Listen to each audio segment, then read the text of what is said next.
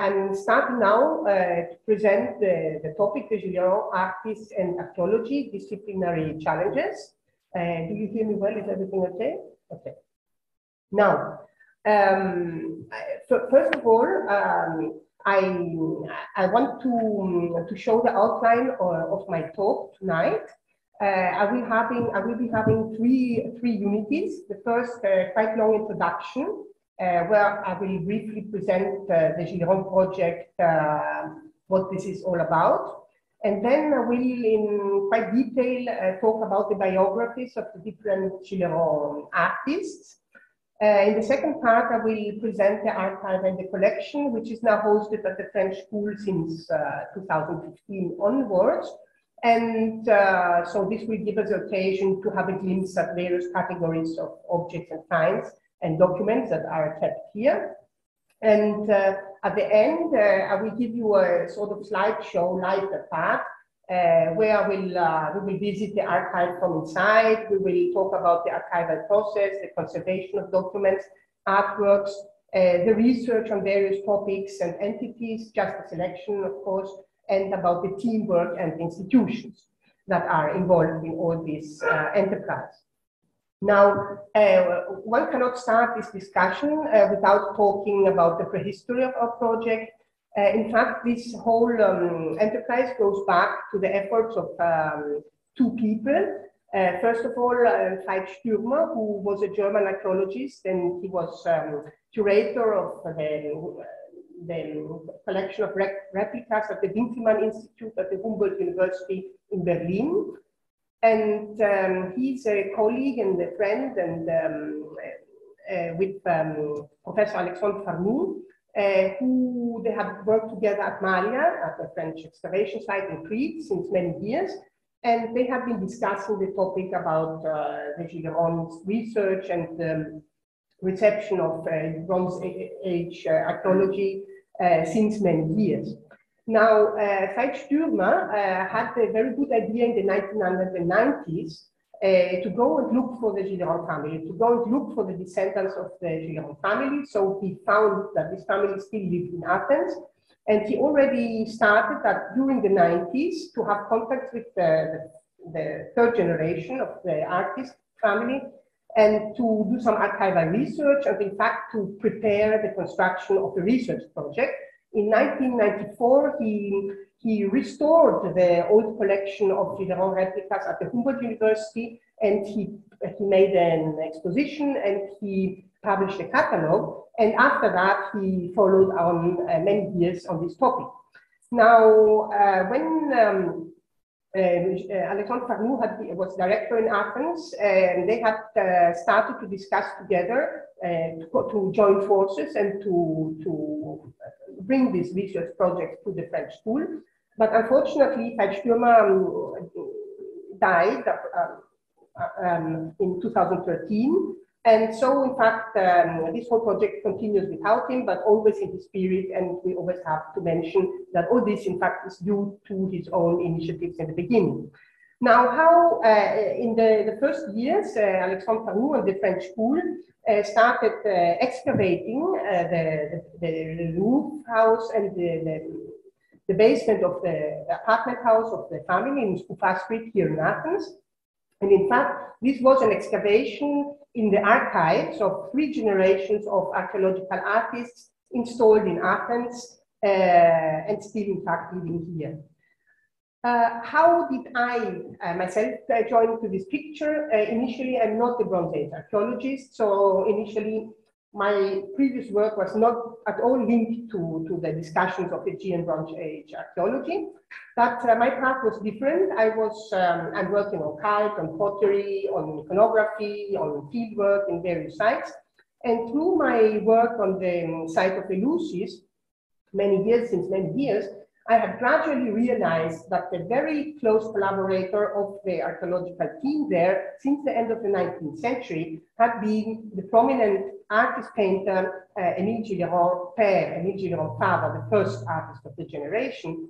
He had been curating the team, he had been consulting them, he had been producing much work for Eleusis, and so I had started to interest myself in the Who is Who. And at that time, in 2013, a friend of mine, a colleague, Violaine, who is a curator at the Louvre Museum, invited me to have a talk in Paris at the Louvre on the topic of the Gillian research.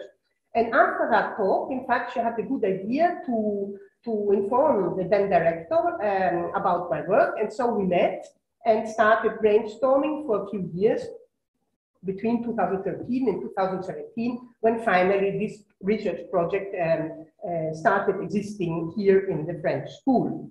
Now, this image, we have already shown it many times. It's on the website, but we always have to begin with it. These are the first months when we started working, and where we have, in fact, opened up on the table of our workroom.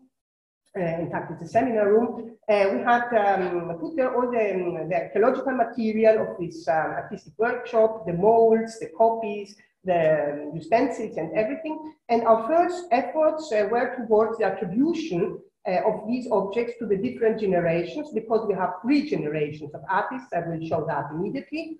And so the first job was, in fact, to recognize what we are having in front of us, to attribute it to different periods of Greek archaeology, to recognize where these objects were coming from, as copies, of course, and how we should attribute them to the various artists, if they were from the father, from the son, or from the grandson.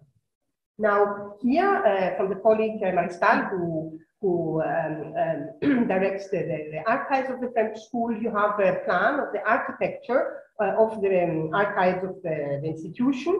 And you see the different sections, and you see that the Gilliéron archive has been embedded in the category of the private persons and the researchers' archives, because both Gilliéron, father and son, had been close collaborators of the French school. In fact, it was the French school that brought them to Greece in 1876. And the last assignment of Gilliéron fils in 1939 was again with the French school. So they're really very linked to the institution, even though they have collaborated with nearly every archaeological institution in Greece at their time. Now, this is just a simple slide to show a little bit the work cycle that we are following during this decade of 2 research projects, 5 years. Now, at the beginning, we have the deposition of the material, which is coming from the family, and which has been going on over some years, from 2015 till 21, but eventually it will still go on. And then we have the identification and classification process, which is, of course, the core of our work, or everything that is behind the valorization of the material. Then a very important chapter is the preservation and the conservation and the conditioning of this very delicate entity. Then comes the archival storing of all the results of our research and also of the material itself. And in the end, the goal is, of course, the valorization of all this new knowledge and the diffusion of the material and open access to this archive as it was designed since the beginning. Now, introducing the project, a few words about its character. This is not an usual form of project because it has a transversal character. It is simultaneously embedded in the archaeological department of the French school, but also in the same time in the modern Greek studies section, in the contemporary section of the Greek of the school. And this is because through this material we can study ancient Greek archaeology, but we can also study the time and the history of the Greek archaeology and all these long decades during which these artists were the main pivotal collaborators of many different agents of the archaeological community. Concerning the antiquity, the archaeological part, I showed you here very schematically all the main chronological periods of ancient Greek archaeology and more recent art. Just to show that the Gilliéron archive contains examples for all of these periods, and that already shows you how demanding this material is and what the broad specialty of and how many different specialists this program will need in order to fully take advantage of all the information that is in here. Now, on this image here, this is only approximate and provisory. We cannot give any definite numbers yet because we're still working on them, so please do not take them for granted. But this is an effort to show the quantities of the material, which are about 2,000 objects like replicas or casts or utensils or molds or anything of archaeological material. We have about 1,000 drawings on paper, on gelatines, in watercolor or charcoal, pencil, ink, etc. About 500 prints of art for art classes, of just for displaying art, visual art topics.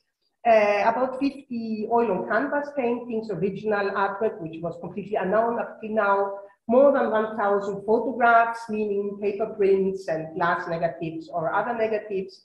Many dozens of boxes and flacons and other materials of painting or restoring infrastructure, and many more than 1,000 textual documents, which we are still counting.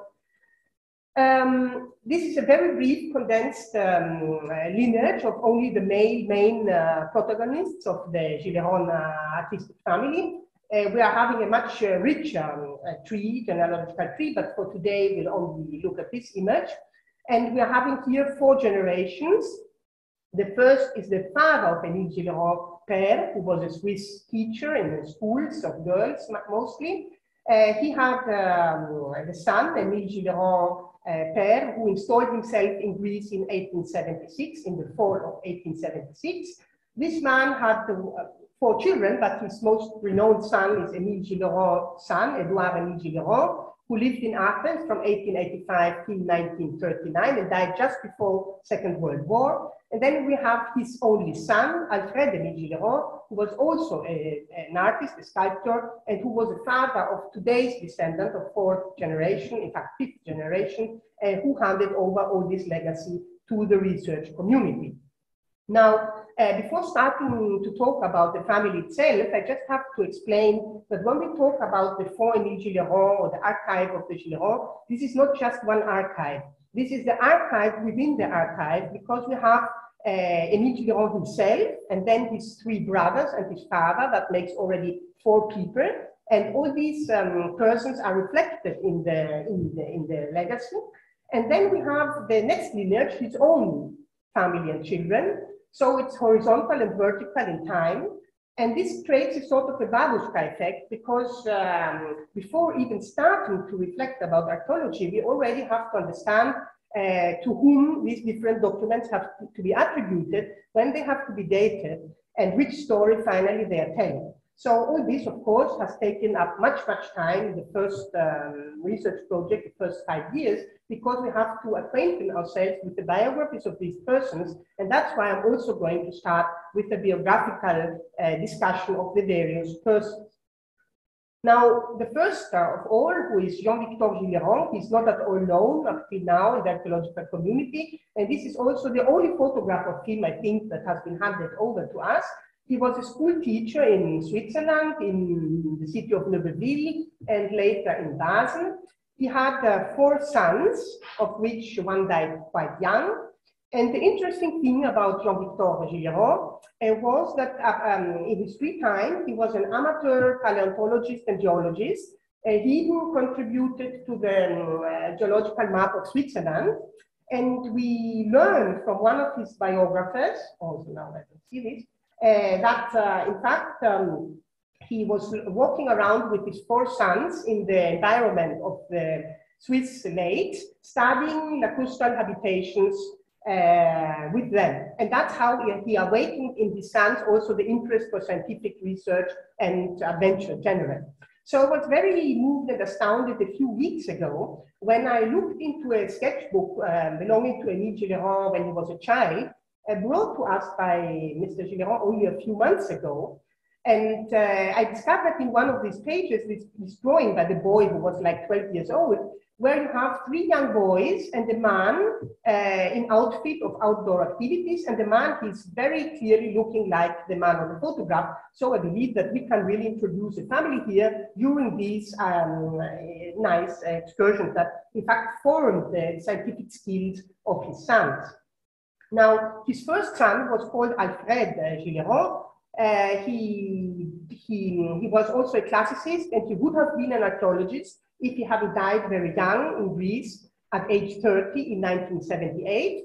Alfred, he made 3 trips to the Eastern Mediterranean and Greece with both of his brothers, and Julian and Emile. And he, in fact, had published a book about his travels in Greece and Turkey. That means Epirus, Albania, the Ionian Islands, Central Greece, in 1877. But then he went on to teach at a girls' school in Ceres, at the Dimitris Maroulis school for Greek-speaking students, a very important institution in northern Greece. And there he caught a fever and he died. And so, in fact, Emile, his brother, he came back to Athens and he never left Greece. But we shouldn't forget that he had an archaeologist brother who died young, and this might be important for his whole interpretation. Now, the biography of Émile Gilliéron, Louis-Émile Emmanuel Gilliéron, is, of course, the most important for our project. He is the main protagonist, the most important artist, and, of course, the founder of this very, very renowned lineage of artists. So I will talk about his studies immediately. He traveled, he was a fond artist. He traveled with his brother to Greece and Albania. He installed himself in Athens in the fall of '76, which is exactly the moment when Heinrich Schliemann makes his second big discovery at Mycenae. And we don't know exactly when, but in the early '77, they must have met, and he became his lifelong collaborator till the end of Schliemann's life. Now, in the next decades, Émile Gilliéron's father, he started collaborations with nearly any institution, as I told you already. In the 1896, he was the main artist, official artist for the first modern Olympics of modern times in Athens, and also in the next ones in 1906. In 1900, he got a bronze medal at the Exposition Universelle de Paris for his galvanoplastic replicas, which are world famous. And after 1900, he became one of the main collaborators of Arthur Evans in Knossos, and that's also why he's so famous today. And then he died in 1924 in Athens. Now, it's worth looking a little bit at his studies. In his archive, nearly everything has been kept from his childhood onwards. And here I just show you 2 paintings, 2 drawings, fancy drawings by him when he was like 11 or 12 years old, like the Swiss buildings and farmhouses of an environment. And that shows how talented he was and how conscious he also was of his importance, that he kept all these drawings in his archive. Very soon, we see that already when he was in school, he was following the industrial section of the school when he was 11 years old. So his professors must have felt his talent. And soon after, he was sent to St. Gallen in Switzerland in order to learn lithography near a very renowned lithographer, Johannes Triebelhorn, who is renowned in St. Gallen, and where we even can find his traces in that city due to archival research. That's very important because later Gilliéron was producing illustrations for archaeological publications, and now we realize that in fact he exactly knew how that kind of publications were prepared, and that's important. He's a real professional before becoming an artist. Then he went on to study art and crafts at the Gewerbeschule in Basel, where again he acquired more skills. And after that, probably he was so important in his work that he was projected to superior artistic studies at the Königliche Kunstakademie in Munich, and after that in Paris at the École des Beaux-Arts. And here I show you 2 artworks from both institutions that are found in his archive, and which show clearly the high value of his artistic work. Very interesting was to read in his necrology by Gerhard Rodenwald, who was a professor at the Humboldt University in Berlin and who knew Gilliéron his lifetime. In his necrology in 24, he's writing that an early tendency for scientific cognition led him to examine Rubens' painting technique in detail while he was still in Paris. And so, wow, when we started to discover the material, we were in fact able to identify a small-scale copy of a famous painting by Peter Paul Rubens, which is today kept in the Louvre Museum, which was in a very bad state here, but which could be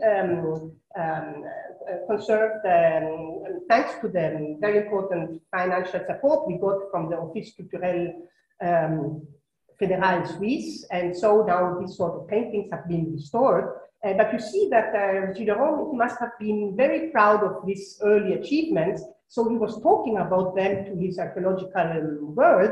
And that's how Odenwald, in fact, knew this information in order to put it into the necrology and to help us today reconstruct all these details. Now, Émile Gilliéron had a very important brother who is, in fact, much more known than himself. Jules Louis Gilliéron, the youngest of the four brothers, was a famous linguist and dialectologist. And in fact, he has published in a decade the Atlas linguistique de la France, and the linguistic atlas of the French. He was, in his early days, he traveled with his brother Alfred also to Greece and the Middle East. And he even has written his travel journey, which we will find and study. It's kept in Switzerland in the National Library. And then he went on to the École pratique des hautes études in Paris, where he was a student and later a colleague of Michel Bréal, a very important personality for France, who is in fact the man who invented the modern race of the marathon for the modern Olympics, and who also offered this famous Coupe Bréal, which is now kept in the Niarchos Foundation. And so you see that Émile is not the only successful person in this family. His brother was equally clearly standing out. Now, this is a map, just a Google Maps image for the moment, but in the future this will of course put into serious mapping systems, where we have sort of put all the trajectory of his trip with his brother Alfred in 1874-5 through Switzerland, Italy, Egypt, Palestine area, Cyprus, Asia Minor, and Greek areas. And as I said, he has left also a very precious notebook with all these travels. Now, this is a photograph of Jules Gilliéron, not from us. We don't have any photo of him, but this is from the internet. But when I compare this photograph to a drawing by the young Émile, again with some boys, I have an impression that there's a certain similarity in the faces. And when you see four boys in the sketchbooks, of course, you think it must be his brothers. And that's why I try to attribute this image. Of course, we don't know who is shown here, but so we can sort of now give again some life to the fourth brother who died young, who was Gustave Gillion, who was completely unknown apart his name. He was the third son of the family. We know nothing about him. He died in 1866. But we were so pleased when we discovered that amidst the material and the children's drawings, there was some signed by Gustave Gilliéron, even in February 66, a few months before his death. And here you see again some more paintings of him. You can immediately realize that Gustave also was talented, and that in fact all four brothers had received a very serious education in drawing. It's only Émile became a professional, but all of them had this sort of culture. Now let's come to the next generation, to the children of Émile Gilliéron. Once he had settled down in Athens, living on Skoufa Street in his family home. Here we have an unknown, recently photograph found within the glass plates of the archive. Four children, the fifth died very young. In general, you see Gaston and Edouard Émile, who is Émile's fils. Of course, the girls were never mentioned in official biographies till now, but we are starting to create also the biographies of the women of the family. For the moment today, of course, I will stick to the main protagonists, who are the professional artists. Now, what is interesting in the beginning to point out is that Émile's father, in fact, let his two sons follow in his footsteps. Edouard Émile became a replica of the father and inherited the professional branch of the archaeological artistic career, whereas his second son, Gaston, who is not at all known to archaeologists, was equally important because he was an accomplished architect, and I will come back to him immediately. Now let's talk a little bit about Edouard Émile, or Émile fils. He was born in Athens. He studied art in Athens and later in Paris. He started his career along his father in 1908, very young. And in 1925, he became officially the artistic director of Greek museums and having his office in the National Museum at Athens. And in the 30s, he mostly produced archaeological exhibitions with his replicas, and he died in 1939. This is a photograph of him sitting in his office at the Archaeological Museum of Athens. And to the right, you see him with all his decorations in 1937, when he was honored by the Archaeological Society of Athens, which was celebrating the centenary at the time. And in fact, Gilliéron had produced the commemorative medal plaque of this festivity. I will not display all the work of Gilliéron, it's immense. I will just show the slowest object and the smallest object and the biggest. He was famous for replicating jewelry, and this is the bee pendentif from Malia, a French excavation found in 1930, which Émile Gilliéron fils had replicated for the Metropolitan Museum of New York in 1931, just 1 year after it had been discovered. And in fact, I show it because it was not only one of the most beautiful, but also the last command that the Met gave him, because after that, in fact, things changed. The museum changed their politics, and it was after the craft, they didn't acquire copies anymore, so it was an end of era.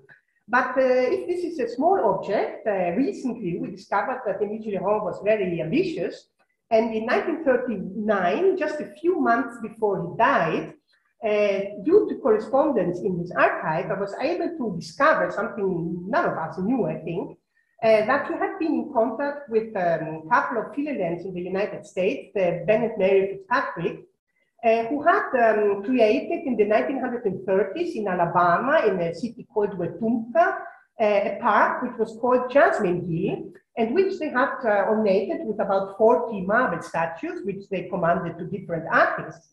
And so Émile had provided to Mrs. Fitzpatrick some sculpture, but in the end, in fact, she asked him to make a replica of the Hera Temple of Olympia. And so we have the proof that Émile Gilliéron, in fact, replicated the column and the capital of the Hera Temple in Olympia. He sent these replicas to the United States. He died a few months later, so he's not at all linked to the creation of this temple. It was a Fitzpatrick who let them construct by local craftsmen in Alabama, but I think we didn't know that Émile Gilliéron, at the end of his life, had created, I think, the only replica of the Hera Temple, which exists, at least I don't know another. And this is now still existent. It's sort of a pool, and it's still in place. Now, the brother of Émile, Gaston, he studied architecture in Switzerland at the ETH Zurich. He came back and he became an assistant to Alexandros Nikoloudis, who was a Parisian studied Beaux-Arts architect, and he was in fact the creator, one of the creators of the architecture school of the National UA. And in the few years in the beginning, he assisted him. He signed with him some important buildings of Athens, like the Sarorion, like the Pitidikias, the students' home in Hippocrates Street. So he was really quite an accomplished architect. In the book by Nikos Delavillas about the history of the Polytechnic School, I read that there are only two professors who were allowed to teach in French. It was Ernest Ebrard, whom you know, imagine, and Gaston Gilliéron. After that, he went to have a position at the Micropolytechnique, at the lower Polytechnic School, in the School for Foremen, and he taught geometry. And simultaneously, he funded, and he directed a private school of graphic arts, which was in fact here in Exarchia, and it was located in the Blue Polytechnia, in the Galatia Polytechnia, constructed by Koulis Panagiotakos, a famous building, visited also by Le Corbusier. So on the last floor of this building, we have the Gilliéron drawing school, which is also something which is in fact very interesting for us. Now, the third generation, Alfred Gillion, he's the son of Émile fils. He was orphaned quite young, about 19 years old, so he never had the time to enter the professional circuit of his father, but he was also an artist. He studied sculpture in Athens and at the Brera Academy in Milano. And when he came back at the end of the 40s and finished his studies here in Athens, he tried to reconnect with the archaeological community, but this wasn't possible for various reasons. And so in the end, he launched himself into the newly created touristic milieu. And there, in fact, he transposed all the typology and all the molds and all the artifacts that he had inherited from his family, and he used them in order to create the new typology of Greek souvenirs.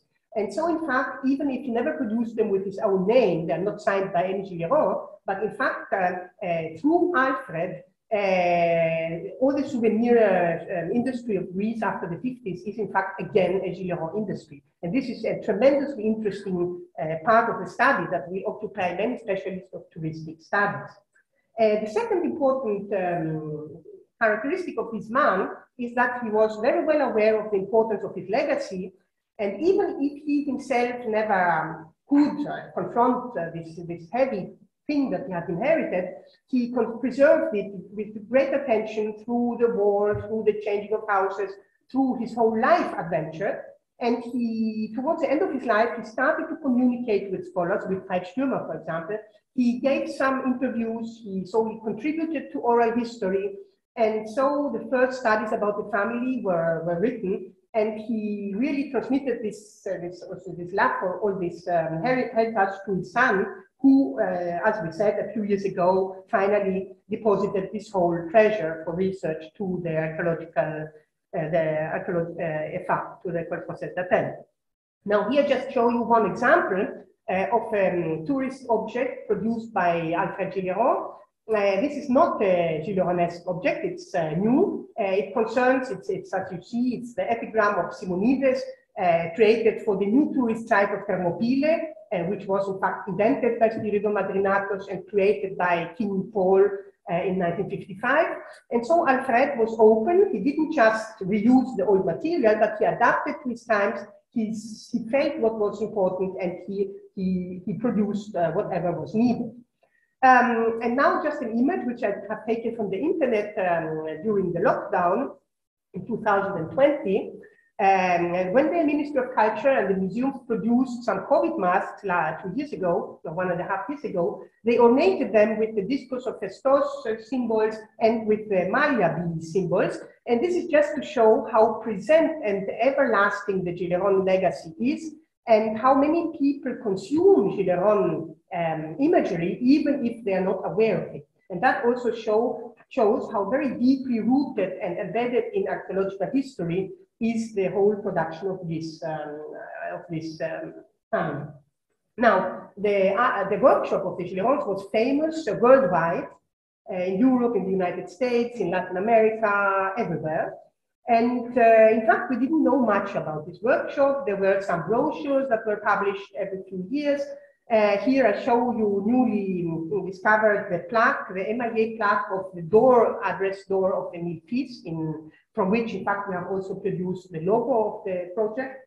And then you have some pamphlets that were printed in the 30s, but beyond that, we didn't know much about this atelier, which forged the imagery of Greek archaeology, which created it. And even the family hadn't kept any images of the house, of the building.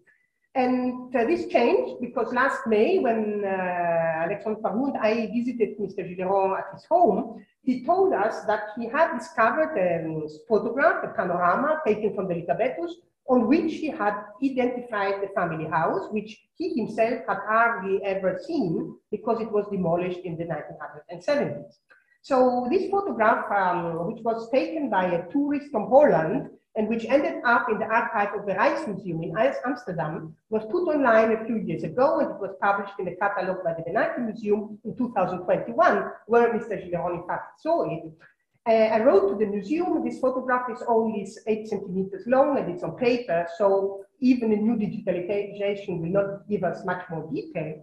But thanks to this image, I managed to go back to the glass plates, which we have here, and to find a similar panorama taken from Gilliéron from the Lycabettus. And on this image, we succeeded in seeing the house, which for the first time now can be observed. It's a 3-story building, obviously not of neoclassical architecture, probably of a Parisian or French architectural tradition. And it's now fantastic that we will be able in the future to explore more photographs and to try to also reconstruct the inner display of this house. Now you have, you see this photograph, it shows the two boys around 1895. They're sitting on a balcony, and we are able to identify the balcony thanks to this new image. So it will be going on like this. There's another reason why we should celebrate the identification of the house, because there's a testimony, a memory by a very famous pupil, drawing student of Gilliéron, who is Giorgio de Chirico, who, when he was like 10 years old in Athens, he attended drawing lessons at the house of Monsieur Gilliéron, and he writes in his memoir, tant bien que mal, j'ai continué à dessiner et mon père m'envoya chez un peintre franco-suisse du nom de Gilliéron qui avait ouvert chez lui une sorte d'école de dessin et de peinture. Dans cette école, on copiait beaucoup de gravures. Gilliéron s'était fait une spécialité en peignant l'acropole et les ruines des temples et des monuments antiques. C'était un homme grand et robuste, avec une épaisse barbe blanche et taillée en pointe.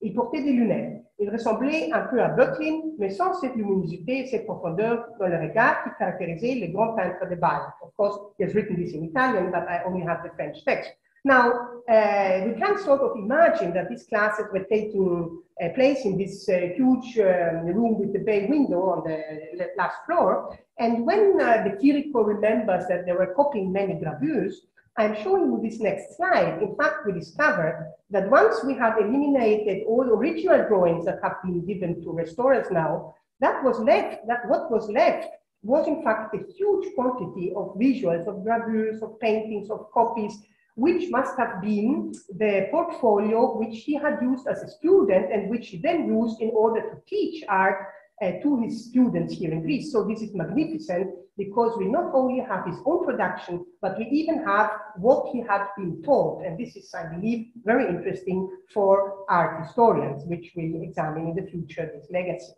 Now, in these images, we don't only have archaeological or artistic topics, but other topics. I just chose this because I think it's, for us now today, interesting. This is a brochure presenting an art exposition of 1895 in Paris, Exposition des Champs-Élysées.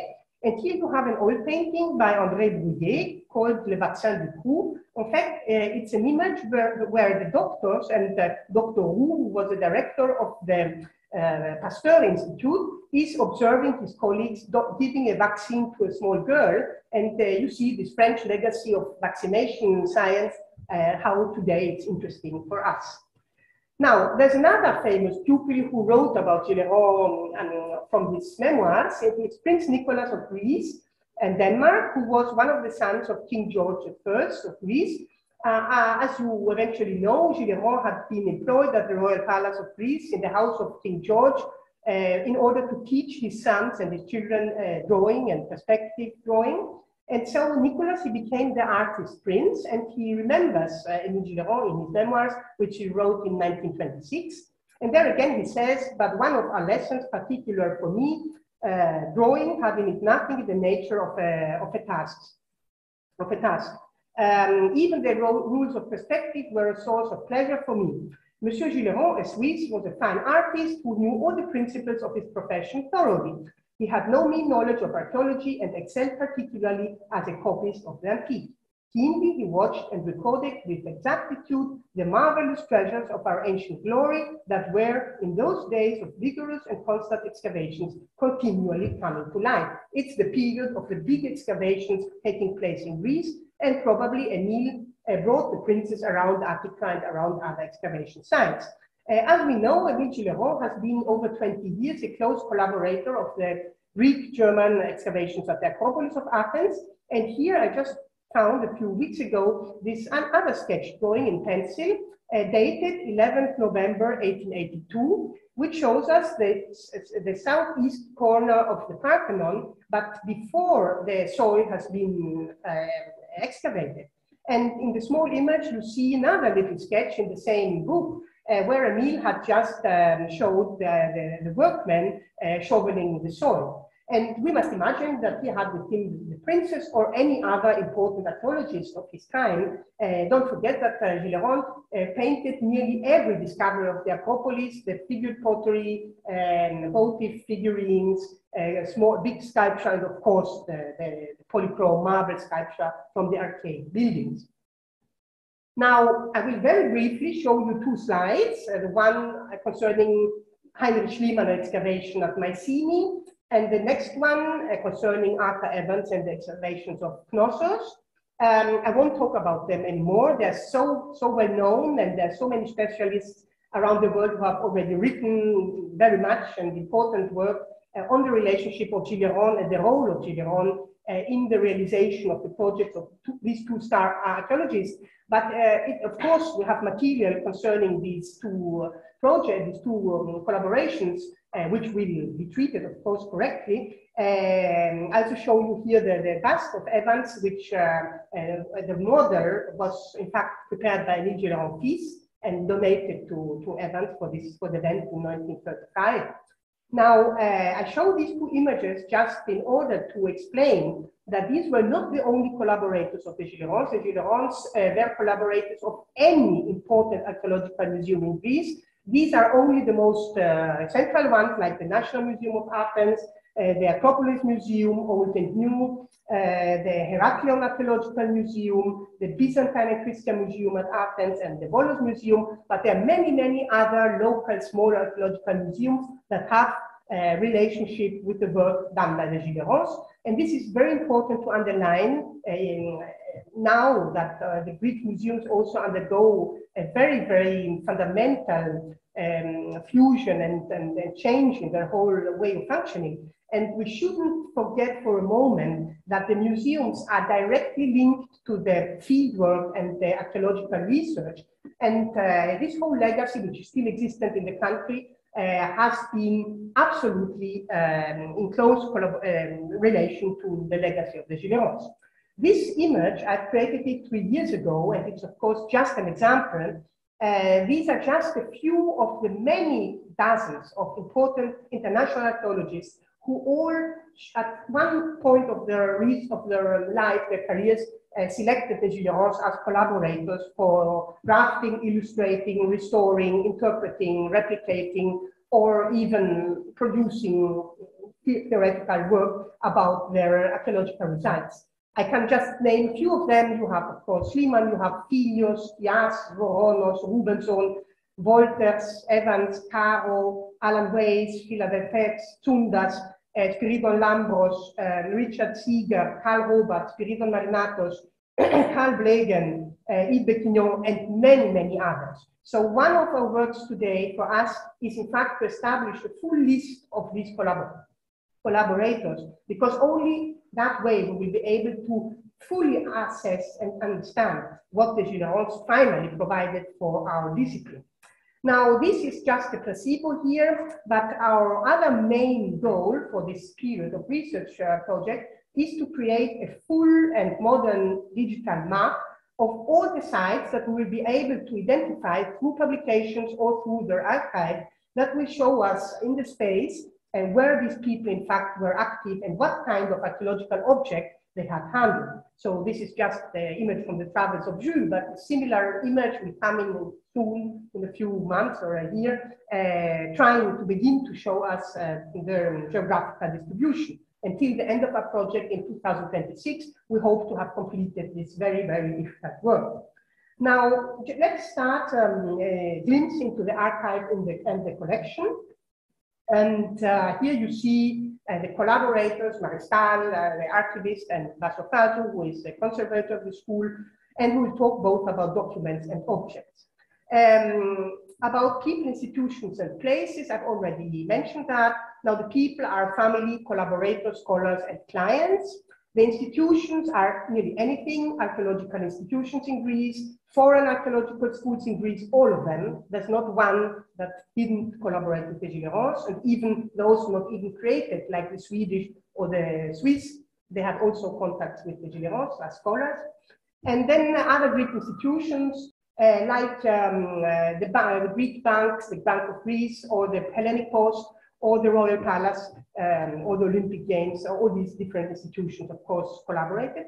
And then the places, they are everywhere in Greece, in Italy, in Egypt, in Albania, in Ottoman areas of Turkey today, and other cities or places in other parts of the world through expositions, museum clients, and collections. So you see that the geographical span is also very wide. I produced this visual in order to be able to communicate briefly the extreme variety of artistic production of these artists. In a few images, we can go from Paleolithic and Neolithic to 20th century souvenirs. And there's not one archaeological period, like Neolithic or Cycladic or Minoan or Mycenaean or Archaic or Classical or Roman or Byzantine or post-Byzantine or Royal Palace politics or the Olympic Games. Everything has been painted by the Gilliérons, and you see that they are very multilingual in style. They can render any style of the Greek artistic evolution. And I think with this image, it's enough so that you can get the variety and the wealth of this artistic production, which goes into many thousand images. It's impossible today to show you really much material. Now, this slide, please don't really read it. Anyone who is interested will go back to the talk online and will observe it. It just shows you a brainstorming of the variety of the different disciplines that may be concerned by this work, all different archaeological disciplines, but then also many other topics like traveling, periodetism, state iconography, conservation, restoration, replication, etc. So this is only to keep in mind that our project is fully multidisciplinary, and it will feed and produce knowledge for many, many different categories and communities of researchers, way beyond what we initially can imagine as archaeologists. I will only show very, very few examples, only perhaps those which are less discussed. Of course, this one is not famous. Ancient colors and polychromy. Gilliéron was one of the first artists, not the only one, but one of the first who really helped archaeologists understand the polychromy. And in fact, he saved the colors of the archaic colored sculpture from the Acropolis by applying immediately aquarelle colors onto printed photographs. It was Paul Wolters who had proposed this method. And so, in fact, he captured the colors before they degraded. And then in his workshop, he produced these magnificent watercolors, which are worldwide famous and which I don't need to introduce. And then his son, who did all the same like his father, but one of his last works is the replication of the Pizza wood tablet find of the 1930s. And in fact, when you visit the National Museum and you see the Pizza wood tablets exposed, it's Gilliéron's copies. The real ones are, of course, protected somewhere without light. And here we also have one set of these replicas, which are, of course, a magnificent legacy. Another field of research for archaeology, which is not immediately linked to Gilliéron, what one would think, is figured pottery. Because not only both Gilliérons painted many, many hundreds of Greek vases, but the father mostly also experimented with the technique of the firing process and of the figured process of the red and black figured pottery. Of course, in the end of the 19th century, he was not yet able to replicate the real glaze process, but he was very interested in the way the ancients used their brushes, and he taught, in fact, the scholars who studied vase painting how they should understand the ancient vase painter. So Gilliéron's father, he fundamentally influenced the research produced in the end of the 19th century in vase painting. And then in the collection, we have a very precious unity of these gelatin outline drawings in ink, hundreds of them, which are still not even restored because they're very fragile and it's very difficult to treat them. But once this will be done and once we will be able to digitize them, they will give us the whole, not the whole, but a very rich example of the vases they painted. So we will be able to recognize which publications in archaeological bibliography have been illustrated by the Gilliérons because they are not always mentioned by the archaeological authors. Another field which is not immediately linked to Gilliéron is the studies of necropolis and skeletal remains. Here you see beautiful images from the Keramaikos excavations at the end of the 19th century, and you see that besides the bases, Gilliéron has also painted the skeletal remains in this grave. But this is just a leading in for the next image. I was really amazed and astounded to discover quite early that Gilliérons are also linked to one of the most important excavations concerning skeletal remains in Greece, the famous Phaleron necropolis with the deviant burials of the shackled skeletons, which had been discovered in 1911 and then again excavated by Pelekidis in 1916 and published in 1923 by Kramopoulos. And then they were in fact rediscovered in the 2010s when the work about the Niarchos building in Phaleron started, and Stella Christoulaki led these excavations. And now the newly founded Wiener Lab of the American School and Panagiotis Karkanas and his team are treating these skeletal remains with the archaeological sciences. And so I was really quite amused when I discovered that this first graphic reconstitution of the iron frame dead with the neck rings, published by Kramopoulos in 1923, is in fact a drawing by one of the Gilliérons. Unfortunately, the name is not given, and our drawing, this is not ours, it's the publication, it's not signed. But I believe that 1916 must rather be the son, probably it's Gilliéron fils, we will never know, but it's one of the Gilliérons. And this allows us, in fact, to show that kind of slide and to show that they not only gave us paintings of the masks of Agamemnon, so-called mask of Agamemnon, or the so-called Prince of the Lilies from Knossos, or the famous Peplophoros from the Acropolis, but also of the first famous dead of ancient Greek archaeology, the Phaleron Deviant dead. And I think this is really interesting. Another field where Gilliérons were active, which is not well known broadly, mostly to Bronze Age archaeologists, is that they were also itinerant in Byzantine fields due to the meeting of Spiridon Lambros, who was a very important historian and of the medieval ages in Greece. They were both teaching at the Royal Palace. They were both teaching for the pupils of the students there, the princes.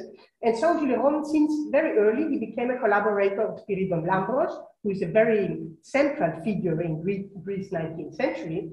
And so he came into contact with Marquis de Bude, who is a Scottish scholar, who in fact financed research and drawing of Byzantine paintings in Greece, in Istras, in Athens. And so we discovered that in the publications of him, the drawings of, for example, the cupola of Megali Panagia in the Roman Agora, which collapsed at the end of the 19th century after a fire, was painted by Gilliéron father. And most importantly, the remains of the post-Byzantine wall paintings in the Parthenon on the western and northern wall are also to be attributed to Gilliéron, and this information I get it from the memoirs of Prince Nicholas. It was completely forgotten in the archaeological milieu, and these paintings are of course lost. Even the photographs of the paintings exposed by Westlake in England are lost, and we only have Westlake's publication in very good quality, but we can now say that these come from Gilliéron. So on the Acropolis, Gilliéron did everything from prehistory till the Byzantine times and even later. He also worked with Lambros at Mount Athos, and the huge legacy of Gilliéron's paintings, both father and son, is in the Byzantine Museum of Athens. Now, I won't show much art now, but just to show that these oil paintings that we have now started gradually to conserve and to show are often accompanied by preliminary sketches and drawings and perspective drawings or photography. Here we have a not yet restored photography of the Propylaea.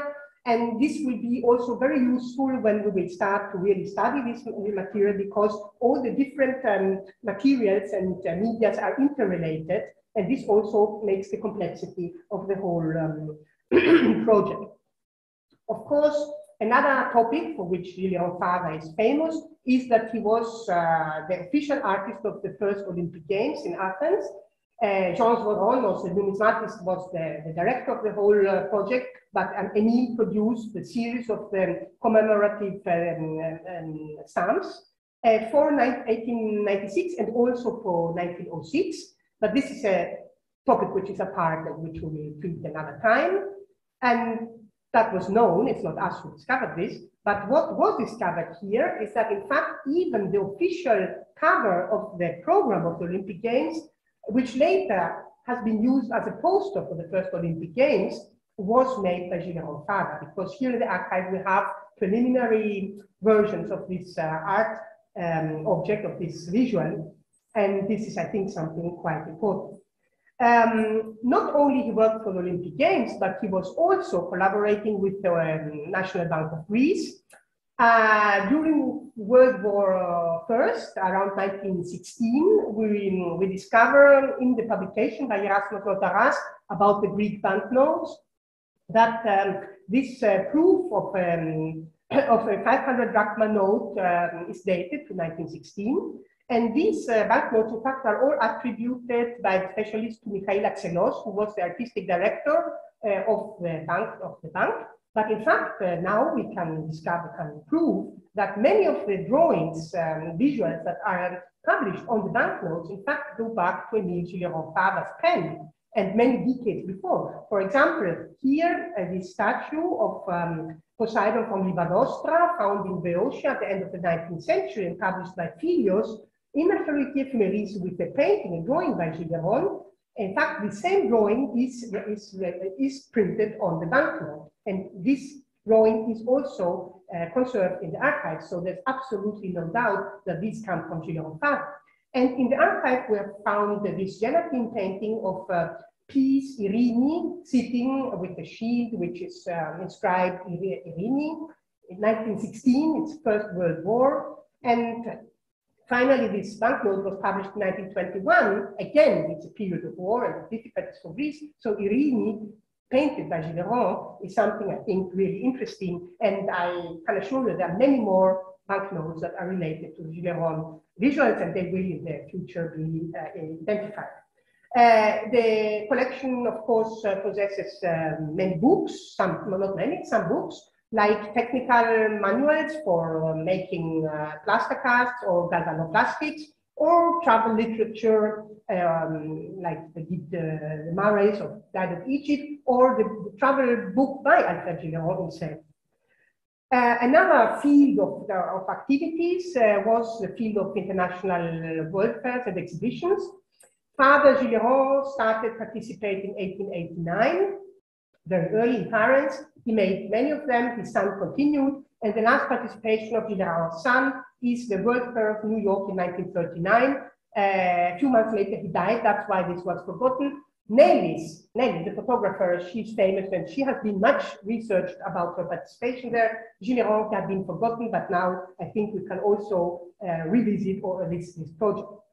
Another field where both Gilliéron, but mostly the son, and perhaps even his own son, produced visuals is the logo industry, graphic arts.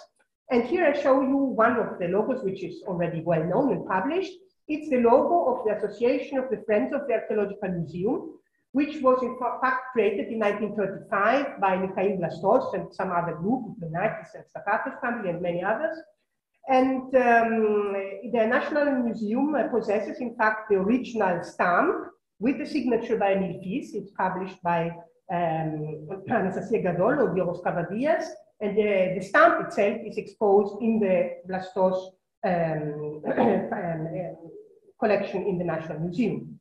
But from this association, this leads us to the exhibition at the National Museum the same year. This association, in fact, started its activity by launching the first thematic archaeological exposition in Greece, and the first, of course, for the National Museum, which was devoted to the art of the Greco-Minoan art, and it was exclusively exposing replicas by the Gilliérons. So there was no original objects exposed. At that time, traveling to Crete wasn't yet so easy. And so the museum hosted this exhibit. And here I show a slide that I thank Kostas Paskalidis from the National Museum, He has shown this photograph in his own talks about the history of the National Museum. And this is taken at the day of the inauguration of this exposition, with Alexandra Spina-Delfeas, the director of the museum, having a talk towards the invited people, amidst which to the right you can see a Gilliéron piece.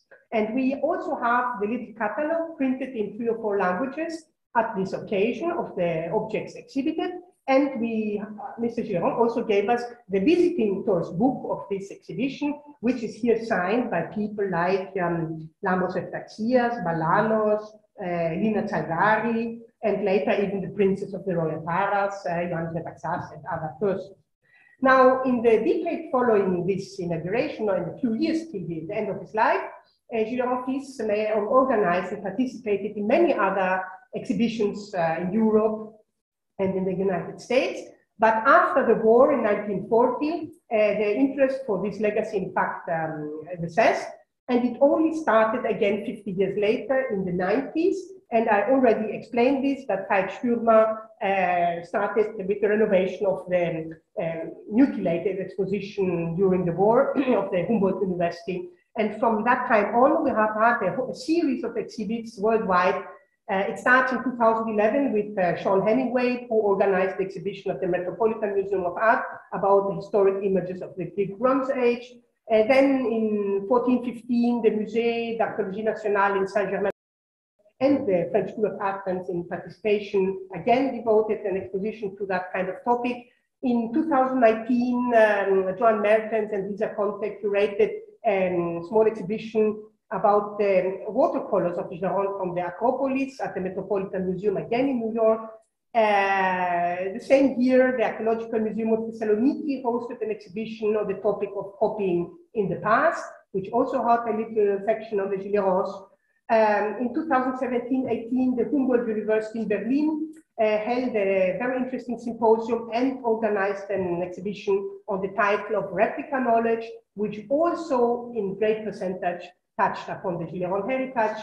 And again, in 2018, the same year, the University of Halle in Germany, under the initiative of the then director, Stefan Lehmann, decided, after connecting with our archive, to display and publish a very rare collection of rather unknown facsimiles, watercolor facsimiles from Gilliéron the Elder, commanded by Karl Robert, who had been the director of this university, this department at the end of the 19th century. And in fact, Robert had sent Gilliéron father to Pompeii and Naples twice in the 1890s. And so we have gained a magnificent collection of images concerning Pompeian frescoes, which till now had been missing from Gilliéron's legacy. Of course, specialists knew this, but the broader public didn't.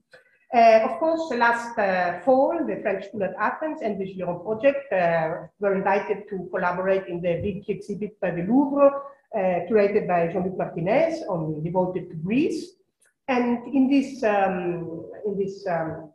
exposition, we showed some very small selection of representative material that highlights the most important successes of both Gilliérons. And I will only comment on this one image, which is again coming from a glass plate in the archive, and which shows us an original photograph taken by Émile Gilliéron father of the galvanic replicas, which he produced since the end of the 19th century, and which were later sold worldwide to America, to Latin America, to Russia, to Europe, to any institution. And that's in fact the original photograph. And you see things move quickly. Already a few months later, last week, the University of Geneva inaugurated another small exhibition, this time on the topic of galvanoplastics. And it's hosted in the collection of Lorenz Baumer, the professor Lorenz Baumer, and Vicky Barlow, who curated it. And it's hosted in the replica collection of the University of Geneva. And you see a photograph of Gilliéron, which is now displayed behind the galvanic objects. So you see how quickly this new information is going on and on. And now the phrase used by Vicky Barlow, une vie de roman, a life, a Romanesque life, leads me to the next topic, because you might have felt how very interesting and really fascinating the lives of these artists has been. And of course, there have been rumors accompanying their names. And these rumors were connecting them also with the art of forgery. And so a very skilled Roman writer, Swiss Alex Capu, published a fictional book in 2013 in German, the French Gilliéron und der Bombenbauer, which in fact displays Emile Fils as a protagonist, one of the three protagonists as a forger. This book had a tremendous success, and it was very soon translated into many languages. Here you see Russian and Italian and other Slavic languages, and French, of course, and I think this will be going on. But this fact shows us how delicate it is when research topics that are not yet resolved by the scientific community exit the community of specialists and are migrated into the huge community of the broader public. And this has also had as a result that there have been produced at least 2 documentaries, one in 2007 and one by Arte CDF in 2015, now on Netflix, which are broadly viewed by everyone, and which again discuss this topic, and which sort of tend to indicate that the Gilliérons had been forgers. Now, this may be nice, and I will not now comment whether they were forgers or not. I will only comment that this is very problematic when hypotheses and unproven ideas are presented like quasi-certainties to the general public, because that can be very dangerous. And to this situation, we juxtapose the need and the obligation for scholars to look into these matters, but to do this in a very patient and silent way, only discussing with specialists. And I show you here just a few publications that have appeared only in 2 or 3 last years, treating this very complicated topic. And to the right, you see the Journal of Authenticity Studies, which was just issued last week. It's the first volume by the University of Padova, which has hosted since like 5 years now, the research project Anthropology of Forgeries. In the Greek market, in the Greek bibliography, of course, we have publications concerning forgeries, of course, but they are rarely for the wider public. It's a very taboo topic and not very openly discussed.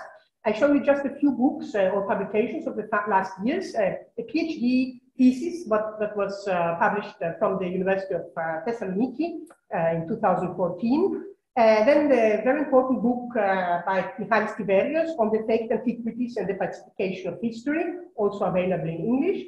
And then the translation of interesting book by Thierry Lienin, who is a professor at the Université Libre de Bruxelles, who is an art historian and a philosopher, who has written a very interesting book about the history of forgeries in Western European art. And last year, I coordinated the translation of this book so that the Greek scholar community and students and interested people could learn more about this very interesting and difficult topic. Now, just a few slides before I finish.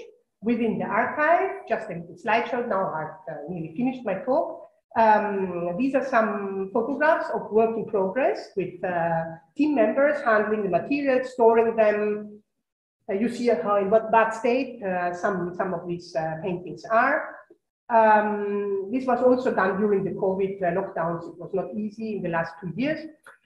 Here we have photography, which is done by Minieri, who is the photographer of the school, but also by us own during the work process. Thousands of photographs are generated in order to be able to do our work. Then we have now 2 big restoration programs running, thanks to the very generous and fundamentally important grant by the Office Fédéral de Culture Suisse since 2019, that has allowed us to restore and to condition oil paintings and now the aquarelle paintings and the other paper material. And you have two studios that are now implied. Here you see the process of treating of one oil painting by the Archaeological studio. I will not read the text they gave me. They will be talking on these topics for their own. You will just see the images now. You see the studio that Athens Art Conservation that is treating the photographs, the printed photographs, and other paperwork which are now in fact being handled by them. Here you see the different lighting that allows them to observe the watermarks in the papers, to make the typology of the papers, microscopic analysis, and treatment of the various problems of this material. Now, we have had quite a lot of interns and students. One is here tonight, and I thank him.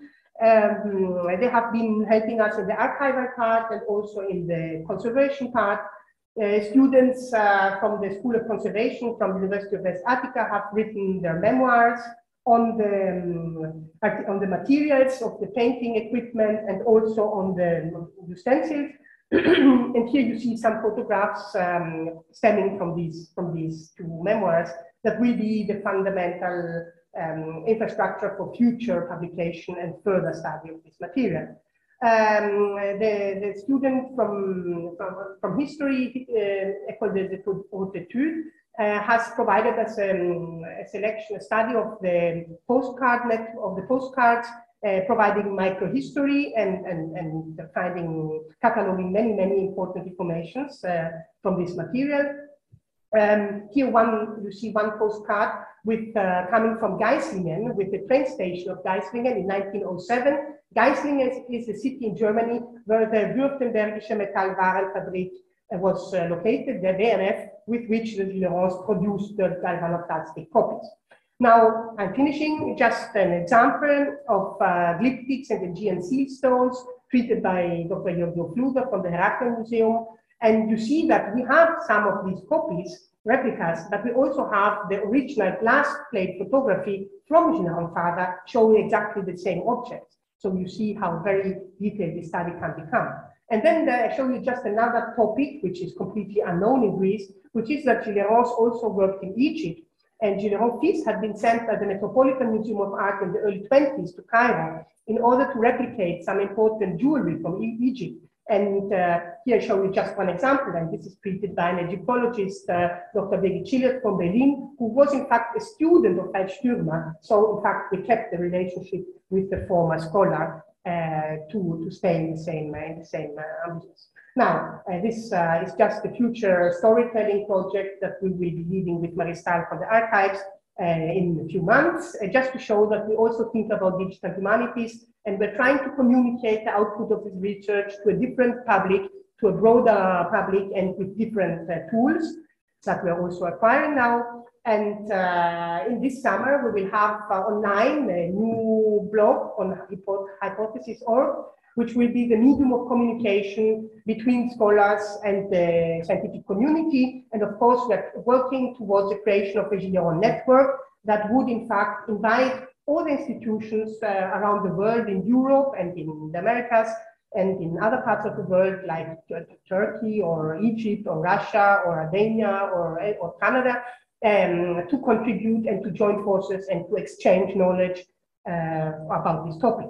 And now this is just one last slide about the different disciplines. Of course, I cannot put them all on one image because there are too many of them, but just look at this pyramid that shows that in fact we're trying to make the hierarchy of archaeological fields, historical fields, museum studies, conservation studies, digital humanities, authenticity studies, and in fact epistemology, and we're trying to construct the history of archaeological knowledge and how we can establish it through the Gilliéron experience.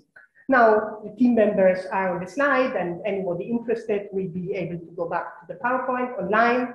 And of course, we cannot finish here without expressing the huge thanks to all the persons who have helped this project to exist, to conceive it, to realize it, to embed it in the research project of the French School at Athens.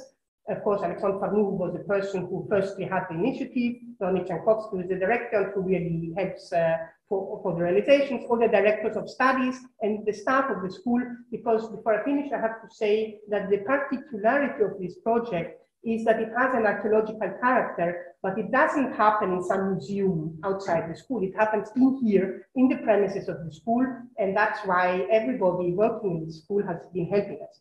And so we really thank everybody, and first, above all, we thank the Gilliéron family for having shared with us this tremendous wealth of knowledge, which we are now trying to understand. Thank you.